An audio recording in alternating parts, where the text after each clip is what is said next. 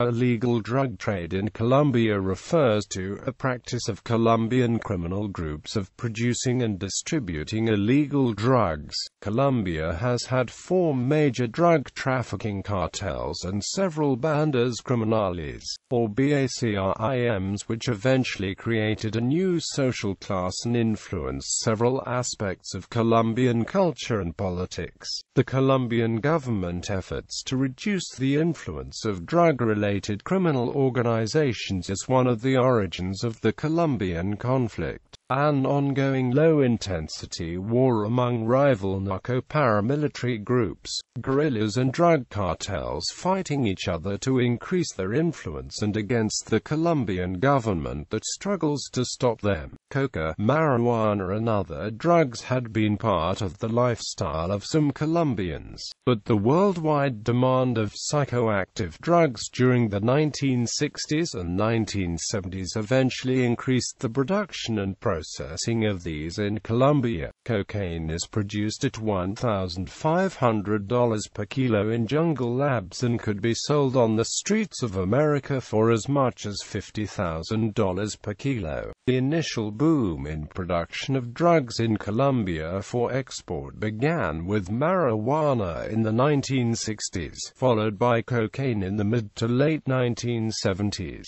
The USA intervened in Colombia throughout this period in an attempt to cut off the supply of these drugs to the US. The drug barons of Colombia, such as Pablo Escobar and Carlos Leda, were long considered by authorities to be among the most dangerous, wealthy and powerful men in the world. As of 2013, studies show that Colombia is the world's largest cocaine producer. Since the establishment of the war on drugs, the United States and European countries have provided financial, logistical, tactical and military aid to the government of Colombia in order to implement plans to combat the illegal drug trade. The most notable of these programs has been the Plan Colombia, which also intended to combat leftist organizations, such as the FARC guerrillas, who have controlled many coca-growing regions in Colombia over the past decades. Despite Colombia having the dubious distinction of being the world-leading producer of coca for many years, those plans,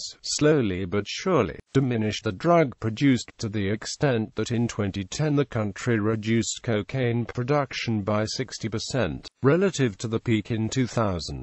In that same year, Peru surpassed Colombia as the main producer of coca leaves in the world. The level of drug-related violence was halved in the last 10 years and dropped below that of countries like Honduras, Jamaica, El Salvador, Venezuela, Guatemala and Trinidad and Tobago. Colombia has acted in a more aggressive way than most of the countries signatories of the 1988 Vienna Convention against illicit traffic in narcotic, drugs and psychotropic substances, by including chemicals and drug precursors that are freely traded in the rest of the world in the list of nationally controlled substances. Notwithstanding the internal production of drugs, the rate of internal consumption in Colombia is smaller than the one presented in the United States and in many of the countries of the European Union, and the absolute drug consumption is even smaller, given the fact that the population of the United States is the largest user of illegal drugs in the world, with 1 in 6 citizens claiming to have used cocaine in their life. The United Nations Office on Drugs and Crime, after reviewing the efficiency of the actions taken by the Colombian government for more than 20 years, has called for the coke-consuming countries, mostly in Europe and North America, to take their share of responsibility and reduce demand for cocaine, explaining that there are limits to what the Andean governments can do if cocaine consumption continues unabated, a position that has been maintained by the Colombian government for many years and recently accepted by the United States government. The actions of the Colombian National Police against drug trafficking have been so effective that the country has captured and extradited drug lords to the rate of over 100 per year for the last 10 years and currently gives technical advice to 7 countries in Latin America and 12 in Africa. Drug traffickers have resisted those actions by killing nothing less than the 5 presidential candidates Luis Carlos Galán Sarmiento, Jaime Pardo Leal, Bernardo Jaramillo Ossa, Alvaro Gómez Hurtado and Carlos Pizarro León Gómez, by allegedly planning and financing the Palace of Justice siege that left 11 of the 25 Supreme Court justices dead, by killing over 3,000 members of the Union Patriotica illegal political party, and by assassinating countless police officers, judges and witnesses. Drug production. Cocaine value. The cocaine trade is assessed a valuation of $10 billion per year in US dollars. Colombia's share of coca production is estimated at 43% of global production. Between 1993 and 1999, Colombia became the main producer of coca in the world along with cocaine, and one of the major exporters of heroin. The effects of cocaine production range from environmental damage to effects on education, health and the country's economy. The environment is damaged through deforestation caused by clearing fields for plant cultivation. Soil erosion and chemical pollution also have effects on Colombia. The issues are difficult to address because of the wealth and power of drug traffickers. Many plantations provide prostitutes to sustain their employees. Sexually transmitted diseases are spread at a rapid pace and contribute to the workers' inability to heal from the flesh wounds and their incapability of survival outside of this environment. The few positive outcomes from the manufacturing of cocaine include temporarily providing a job for a family struggling financially and raising Colombia's GDP and standard of living. History. Prohibition of drugs in Colombia was based on the introduction of prohibition laws in the United States with the Harrison Narcotics Act of 1914, which prohibited the production and consumption of opiates and cocaine. In 1937 added marijuana, tobacco and alcohol, and later on a variety of stimulant, depressant, and hallucinogenic drugs between 1964 and 1968. Some psychoactive drugs were already grown in Colombia at limited level by local indigenous groups, who mostly employed marijuana and coca leaves for ceremonial and traditional medical uses as part of the culture.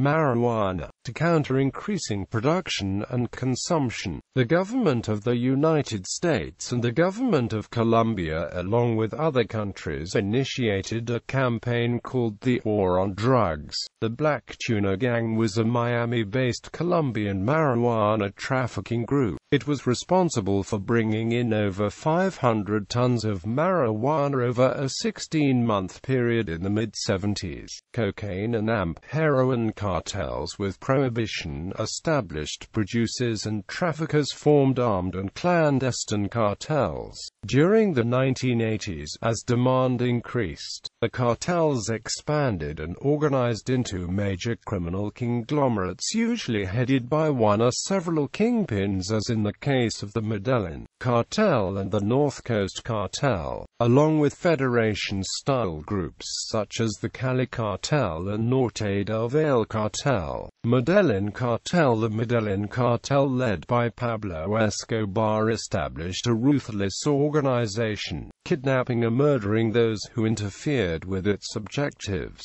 The Medellin cartel was responsible for the murders of hundreds of people, including government officials, politicians, law enforcement members, journalists, relatives of same and innocent bystanders. The cartel sometimes cooperated with guerrilla groups such as the 2019 to process and protect illegal drugs. When conflicts emerged between the Medellin cartel and the guerrillas, the cartel also promoted the creation of paramilitary groups. The cartel originally imported most coca from Bolivia and Peru, processing it into cocaine inside Colombia and then distributing it through most of the trafficking routes and distribution points in the U.S., including Florida, California, and New York. The pressure mounted by the U.S. and Colombian governments to counter them led to the cartel's destruction, with key associates being gunned down by police and military forces or turning themselves into authorities in exchange for lenient prison terms.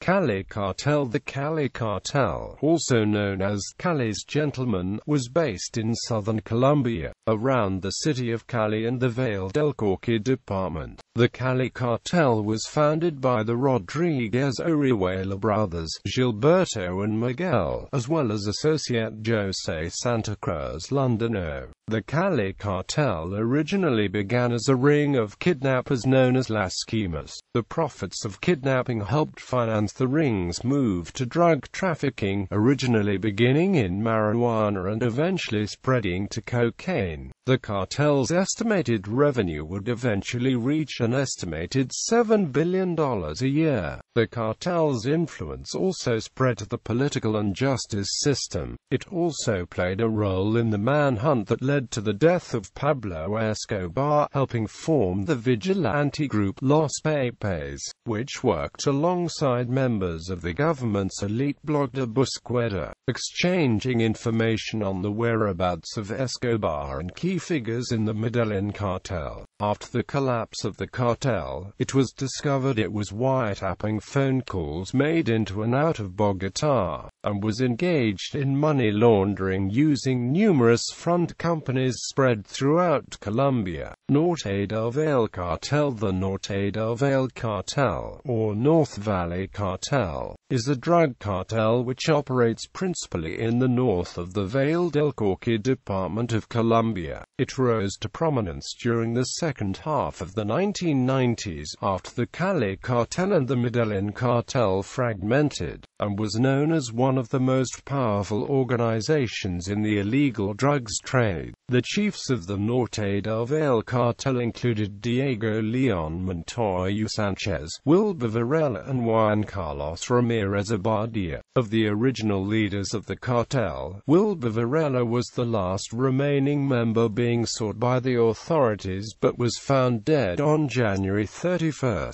2008. The Norte del Valle cartel is estimated to have exported more than £1.2 million, or 500 metric tons, of cocaine worth in excess of $10 billion from Colombia to Mexico and ultimately to the United States for resale in past year. Indictments filed in the United States charged the Norte del Valle cartel with using violence and brutality to further its goals, including the murder of rivals, individuals who failed to pay for cocaine, and associates who were believed to be working as informants. This illegal drug is one of Colombia's main exports even though it's illegal. Leaders of the Norte del Valle cartel were further alleged to have bribed and corrupted Colombian law enforcement and Colombian legislators to, among other things, attempt to block the extradition of Colombian narcotics traffickers to the United States for further prosecution. According to the indictments filed in the United States, members of the Norte del Valle cartel even conducted their own wiretaps in Colombia to intercept the communications of rival drug traffickers and Colombian and United States law enforcement officials. The cartel is believed to have employed the services of the United Self-Defense Forces of Colombia, a right-wing paramilitary organization internationally classified as a terrorist organization, to protect the cartel's drug routes, its drug laboratories, and its members and associates. The AUC is one of the 37 foreign terrorist organizations identified by the State Department in 2004. North Coast Cartel. The North Coast Cartel was based in the Colombian city of Barranquilla by the Caribbean coast and was headed by Alberto Orlando Gamboa Caracol, who was considered as ruthless as Pablo Escobar. The organization transshipped significant amounts of cocaine to the United States and Europe via the smuggling routes it controlled from Colombia's north coast through the Caribbean. As head of the organization, Gamboa depended on his close associates to conduct the organization's operations and to insulate himself. As is typical with many Colombia-based organizations, Gamboa compartmentalized his business dealings. In addition, the success of Caracol's Barranquilla-based drug trafficking organization was attributed, in part, to the respect the drug organization received from other traffickers operating on Colombia's north coast. The intelligence indicated that traffickers paid taxes to Gamboa's organization in order to be allowed to ship drugs out of the north coast. His influence in this region was so strong that traffickers even asked him for permission before conducting assassinations. On June 6, 1998, Caracol was arrested in Barranquilla as a result of an ongoing joint investigation between DEA's Barranquilla resident office and the Colombian National Police. After his arrest, Caracol immediately was flown to Bogotá, Colombia, where he was held on murder, kidnapping, and terrorism charges. He was extradited to the United States in August 2000. On March 13, 2003, Caracol pleaded guilty to participating in a narcotics trafficking conspiracy that smuggled tens of thousands of kilograms of cocaine into New York and other cities. His plea was announced on the morning he was to go on trial in federal district court in Manhattan after losing a crucial appellate ruling. With the capture of Gamboa, the North Coast cartel structure was later dismantled by the Colombian National Police. Successor criminal organizations, new paramilitary groups and related drug trafficking organizations that have continued operating after the AUC demobilization process are referred to as bandas criminales emergentes BACRIM by the Colombian government. Until 2011, Colombia remained the world's largest cocaine producer. Since 2003, Human Rights Watch stated that according to the Colombian intelligence sources, 40% of the country's total cocaine exports were controlled by this paramilitaries, and in 2011 an independent investigation made by the Colombian newspaper El Tiempo estimated that 50% of all Colombian cocaine was controlled by the same BACRIM groups. According to the Colombian National Police, these groups had 3,749 members by July 2010. The NGO Instituto de Estudios para el Desarrollo y la Paz has indicated they would have approximately 6,000 armed combatants. Others estimate the ranks may include up to 10,000 people. The successor groups are often made up of mid-level paramilitary commanders and criminal structures that either did not demobilize in the first place or were reactivated after the demobilizations had concluded. Many demobilized paramilitaries received recruitment offers, were threatened into joining the new organizations, or have simultaneously rearmed and remained in government reintegration programs. New recruits have also come from traditional areas for paramilitary recruitment. The main emerging criminal and paramilitary organizations are known as the Black Eagles, Los Rastrojos, Los Urbanos, Los Paces,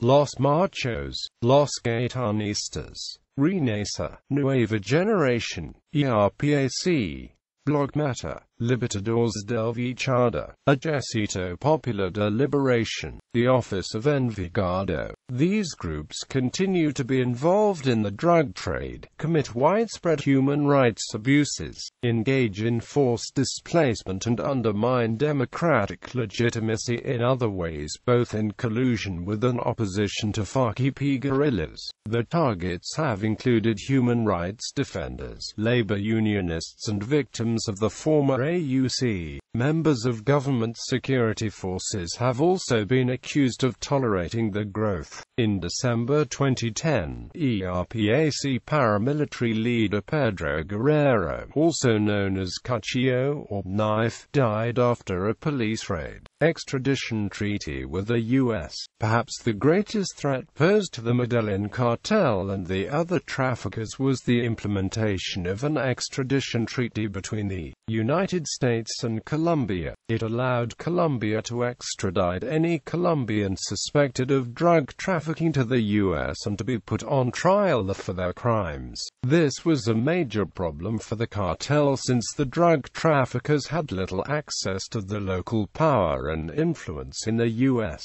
and a trial that would most likely lead to imprisonment. Among the staunch supporters of the extradition treaty were Colombian Justice Minister Rodrigo Larrabonia, police officer Jamie Ramirez and numerous Supreme Court judges. However, the cartel applied a bend-or-break strategy towards several of these supporters. When attacks against the police began to cause major losses, some of the major drug lords themselves were temporarily pushed out of Colombia, going into hiding while they ordered cartel members to take out key supporters of the extradition treaty. Influence in government and politics. Influence of the Medellin cartel. During the 1980s, the Medellin cartel leader Pablo Escobar, who already possessed considerable wealth, attempted to expand his influence and notoriety by entering into Colombian political life through the political movement of liberal leader Luis Carlos Galán, named New Liberalism. Escobar succeeded in becoming deputy to Congressman Alberto Santofimio, but after the provenance of Escobar's wealth and his mounting influence were made a public controversy, Galán was forced to reject him from his political movement and pushed for an extradition treaty with the United States. Another member of the Medellin cartel, Carlos Leda, used his cocaine wealth to make a push for political power. His movement was populist, funding free education and health programs in rural areas and the construction of homes for slum dwellers. His rhetoric was also anti-American, anti-Russian and anti-imperialist. His program showed similarities with that of Pablo Escobar, who paid for lighting to be installed in local football clubs and also paid for housing for slum dwellers. The active political stance of some members of the Medellin cartel was a significant factor in the attempts of the Colombian state to destroy their influence in the country. Influence of the Cali cartel. In contrast, the Cali cartel adopted a much more subtle and non-confrontation attitude. Many of its bosses were from already wealthy and influential families, and they tended to invest their earnings from the cocaine trade in legitimate businesses. This often included complementary businesses, such as pharmacy and chemical manufacturing, which provided a cover for the purchase of the chemicals needed to refine the coca paste purchased in the cocoa-growing regions into cocaine for export to the USA. The cartel's non-confrontational strategy and its integration within the existing power structure, in contrast to the political challenge attempted by members of the Medellin cartel, meant that they were threatened much less by law enforcement from both Colombian investigators and the D. The head of the D in Bogotá said that in comparison with the Medellin bosses, the Cali bosses were more refined, more cultured. The D regularly left the Cali cartel alone in exchange for information that would allow them to arrest figures from the Medellin cartel. Influence upon the armed conflict. During the 1980s, the Medellin cartel led by Pablo Escobar was at its height, and the U.S. and Colombian governments were moving towards enforcing laws regarding the illegal drug trade. The Medellin cartel associated with 19th of April movement guerrilla, among others, to rely on the production and processing of the illegal drugs.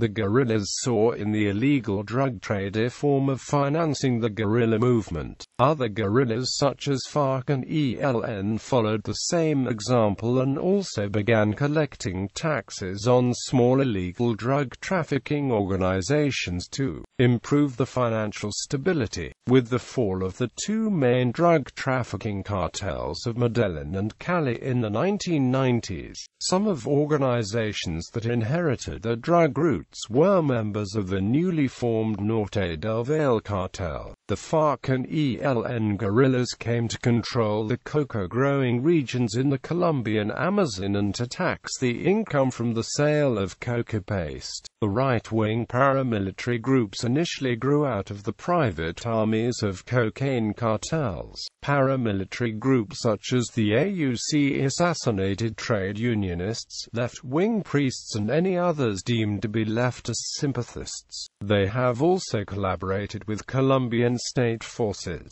The strengthening of the Revolutionary Armed Forces of Colombia during the 1990s was an unintended consequence of a series of tactical successes in U.S. anti-drug policies. These included dismantling the Medellin and Cali drug cartels, interdicting coca coming into Colombian processing facilities, and using drug certification requirements to pressure the Colombian government to attack drug cartels and allow aerial fumigation of coca crops. These successes, however, merely pushed coca cultivation increasingly to FARC-dominated areas while weakening many of the FARC's political military opponents. This provided the FARC with unprecedented opportunities to extract resources from the cocaine industry to deepen its long insurgency against the Colombian state.